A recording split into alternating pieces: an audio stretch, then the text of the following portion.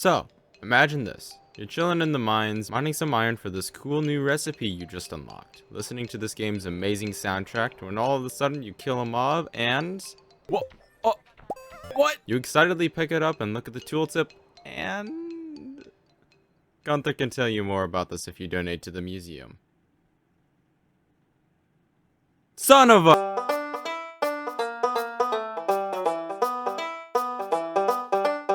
Prismatic shard has a lot of different uses, which is probably why you clicked on this video, honestly. And I also feel like a lot of videos talking about prismatic shards don't go over everything, so here we are. This video is going to be separated into 3 chapters. Obtainability, uses, and extras. Timestamps will be in the description and comments, so if you'd like to know extra things about prismatic shards, go ahead and skip till the end. Also, obvious 1.5 spoiler warning.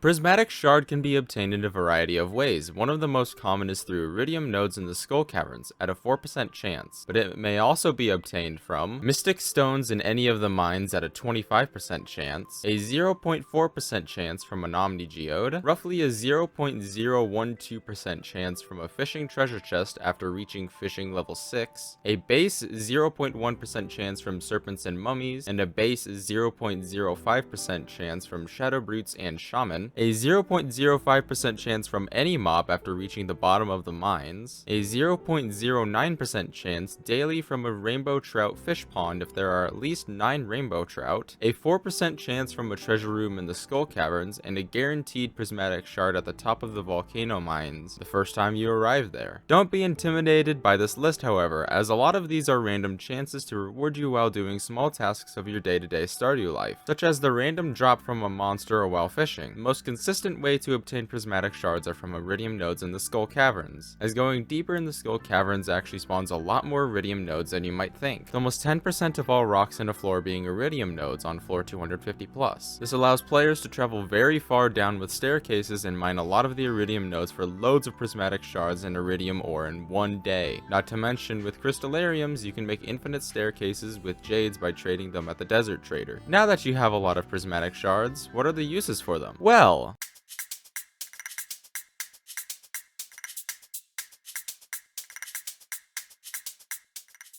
you may use a prismatic shard in the desert to obtain the Galaxy Sword, the second best sword in the game. Simply walk into the 3 pillars in the desert while holding the shard to obtain it. This also unlocks the Galaxy Weapon trio in the Adventurers Guild. A prismatic shard may be used in the Witch's Hut at the top of the railroad tracks at the Dark Shrine of Selfishness, which upon use turns your children into doves, getting rid of them permanently. On Thursdays, you may trade 3 prismatic shards for 1 magic rock candy, which is the best food in the game by far, giving +1 speed, +2 mining, and +5 defense, attack, and luck. The highest luck giving food in the game. Oh, and it's also a universal love, but I don't think you'd want to be giving that away. Speaking of gifting, however, the prismatic shard itself can be gifted to everyone as a loved gift except Haley, which I'll get into later. You can donate 1 to the museum.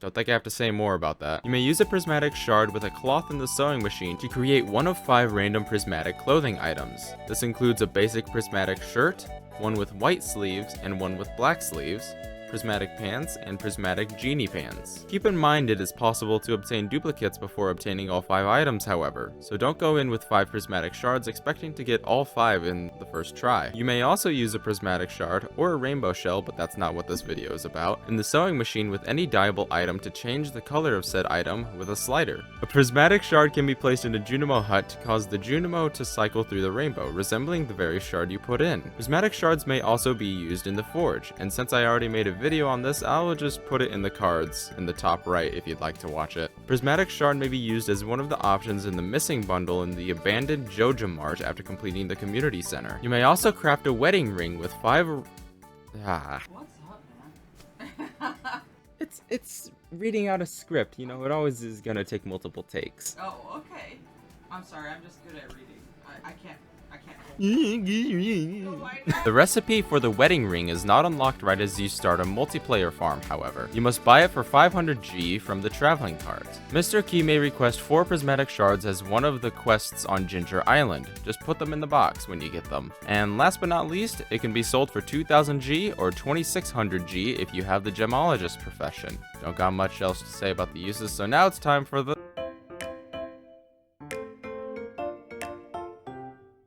Prismatic shards cannot be duplicated in a crystallarium, according to one of the lost books, Technology Report.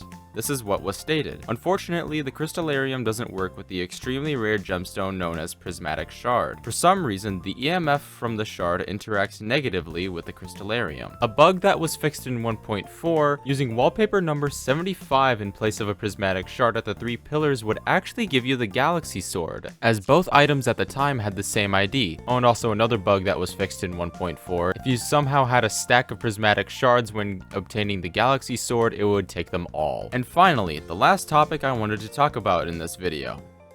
So you know the dark shrine of selfishness, right?